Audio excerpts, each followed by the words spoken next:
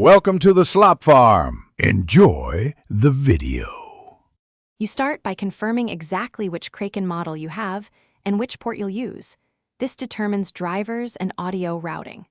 Once done, plug the headset into the chosen port, then watch Windows for the connection notification so the OS recognizes the device. Make sure to close audio apps that could lock the sound card because drivers install more reliably when nothing else is using audio. If you have a USB adapter or dongle, connect that now and wait for any automatic device detection.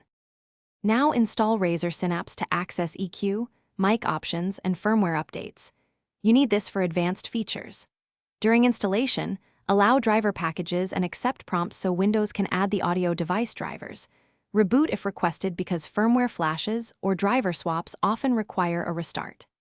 After restart, open sound settings and explicitly set the Kraken as both default playback and communication device so games and voice apps use it. Then open Synapse to confirm device presence and check. Finally, configure mic level, side tone, and any noise reduction settings to balance voice clarity and background noise.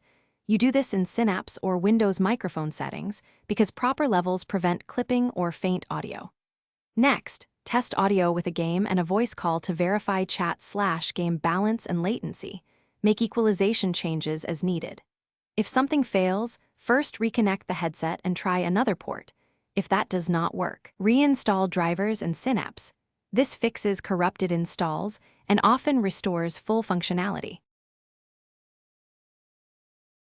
Thanks for watching. Consider subscribing if we helped you today.